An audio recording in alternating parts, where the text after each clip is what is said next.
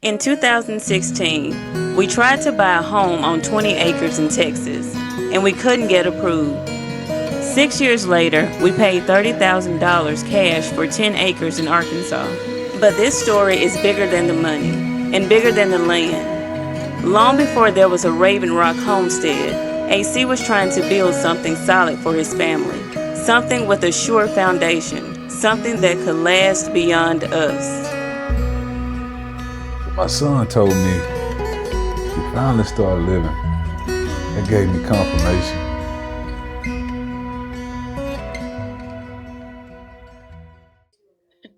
Okay, so I know that you've always talked about wanting land, but do you remember exactly when wanting land became even more serious for you? I know we were in Texas when that happened. We still had our house, and we were looking for a house in Texas. Then we came across a house that had 20 acres on it. It had some things that I think we wanted that we didn't know we wanted. Right, exactly. And it was way outside the city. It was outside of Dallas, way outside. And we put an offer in. The deal fell through. Right. Because we still had our house in Louisiana. Right. But it ended up being a blessing because, we wasn't ready for it. Our debt to income ratio wasn't right. You had just stopped working. Yeah. It was a blessing because, we wasn't in the place that we are now. We didn't really understand what land was. We didn't really have a lot of knowledge about it. We just knew that's what we wanted at the time. At the time, it seemed like something that was perfect, but just wasn't the right time for it. Yeah. So everything come in perfect time. Right. That's right. Okay, so I know you started getting really serious about wanting land, but when did you, start to really feel differently about the way that you looked at money? It was probably right after that deal fell through. Okay. And so that should have been around 2016, 17. And like I said before, you had stopped working. And so we were down one check, but we had always, even though we were making more money, we still never lived above our means. We always pretty much lived within our own means. We didn't go out and buy new cars. We always had used cars. We didn't really go on vacation, and that was fine. We were fine with that. But it just seemed like it was always, or it was at least for us, to get a job, go work, maybe have a vacation every once in a while, kind of check to check. Hopefully you get by. So during that time, I had to drive back and forth, and it was like an hour, maybe a little bit more. I remember listening to audio books. I started reading books, all the time. Financial books, all these different books. I started to see that life was more than just living check to check, vacation here and now. You can really live the life you really want to live, even though it might not be all the cars, all the vacation, all this type of stuff, but you'll still be more than satisfied. You really find the joy, at least for us, of having less, but having more at the same time. Yeah, I remember you reading a whole lot of finance books and listening to a whole lot of audio books and going on and on and on about what you read. And you're sharing it with everybody that call you on the phone, and you explaining it to them and getting them hyped up. Learning about stock market. Yeah, learning about all of that stuff, right.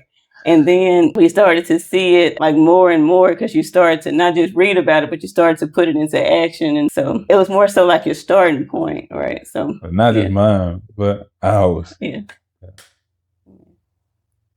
After that first land deal fell through, AC really started studying finances in 2017. We were living mostly on one income, so every pay period had a purpose. We covered our family's needs, put money away, and we didn't dip into what we had saved.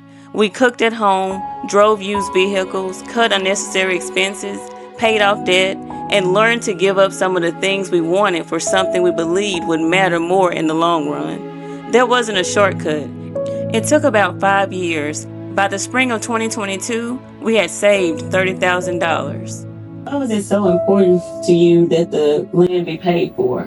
As for me as a man, I didn't want to go and purchase land on a loan, kind of like we did with our first house. and I was the only one working. If something happened to that job, somebody can come in and take the land that you purchased, even though you might have paid most of it. So for me as a man, I wanted to make sure that we were secure.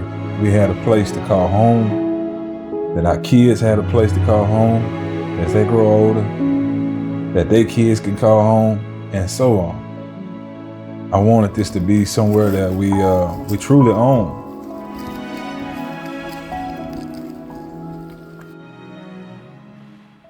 By then, land meant more to us than simply owning acreage. Living through the pandemic made us think even more about food, water, shelter, gardening, livestock, and what it would mean to provide more for ourselves. It wasn't about living in fear.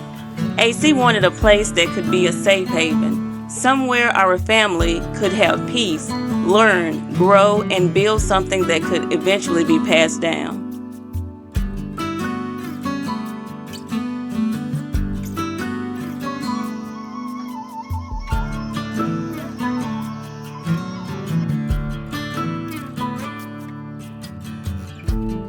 Okay, so once we finally decided that this is what we were going to do, what was it that you were looking for? Definitely I wanted to stay in the South. Right.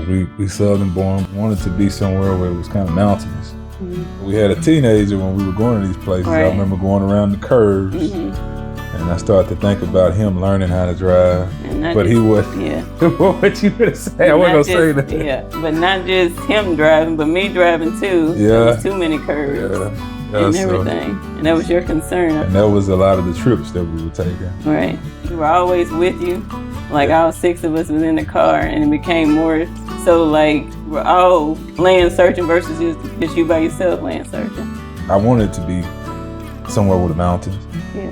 I wanted to be somewhere where it was like beautiful, where you can sit out on the porch. Yeah. You can look and like, that's a beautiful view. Right. You know, you can sit there from a young man all the way to an old man and be like, oh man, that's nice. And wanted to have enough room, enough land, but not just us, but the kids that they wanted to build on the land as well. And I wanted to be somewhere where we didn't have someone telling us what we can and can't build, restrictions, and things like that. Do you remember when you found this place?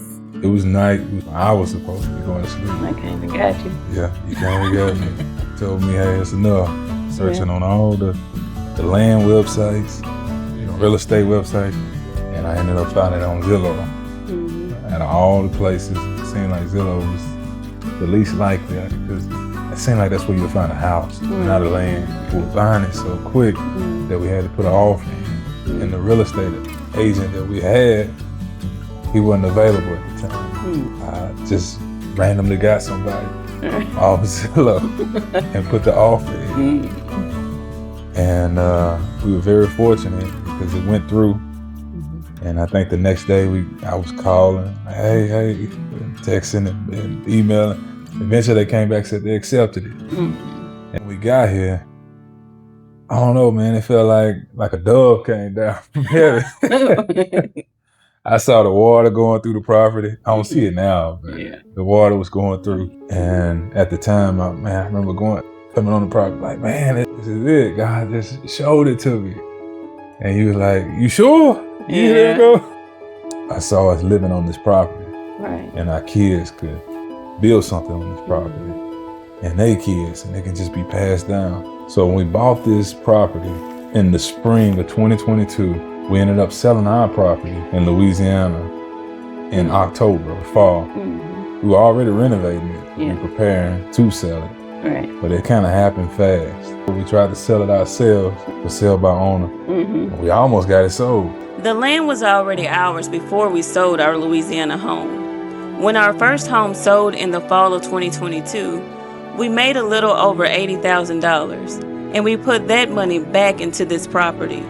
It helped us clear and develop the land, add the infrastructure we needed, and build out the pole barn into the home you see today. We weren't trying to upgrade our lifestyle. We were taking what we built there and putting it into what we were building here. When we sold the house, moving into the RV was part of the plan. We found an outback with a 4-bed bunkhouse that could fit our family, and I went straight to work making it ours. I had watched RV DIY videos and researched how families made small spaces work. But more than anything, I wanted it to feel bright, peaceful, and comfortable for our children. When we pulled onto this land, I knew it was home. It's like we poured home into the RV, packed it up, and brought it with us. Yeah, you got a trap. Oh, you surprised again. Huh? What I've learned through this entire process is that it doesn't matter whether we're in an RV or if we're in a home. I've learned that home is wherever we are together. When I say the good life, I don't mean having the biggest house or the newest things. To me, it's peace. It's having a place that belongs to our family, being able to provide what we need, grow food, raise animals, and make this home an oasis. I want our kids to always know they have a place here. And one day, I want our grandkids to want to come home here too.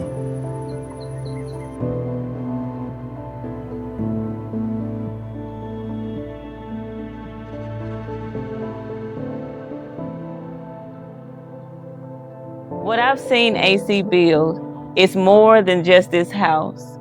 What AC has built is a legacy. He's built love in our family. He's provided a place for our children. It's a place where even our grandkids could inherit. That great inheritance starts with what he has built already in our children. He's taught them leadership, courage, love, them the love of God. I've watched him work hard, and I've watched him work diligently, and I watched him never give up. And that dream has finally came true.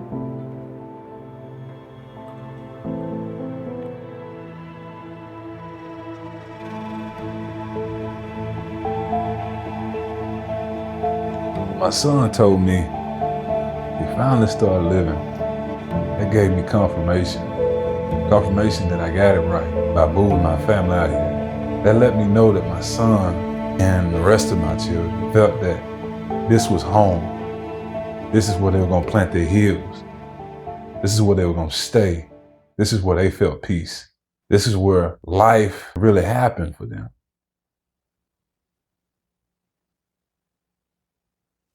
I made the right decision. If you could go back knowing everything this would require, would you still do it? Yeah, 100 times over. What's still left of the dream? Right now, livestock that I want to get, Highland cattle, goats, fencing, fruit trees. That's just for right now. I mean, if we talk about the future, I want spots cleared out for my kids if they decide to live here. I want this to be pretty much an oasis when my kids grow up and when my grandkids. I want this place to be just a dream. Sometimes people tell us how far we've come, and they're right. We have come a mighty long way. But what we've shared on this channel is really only part of it. I've learned not to look down on small beginnings, because what starts small can grow into something far greater than you could see at the time. We still have so much left to build, learn, and grow. But when I look around now, I can see the foundation AC was trying to give our family all those years ago. And we're still building on it.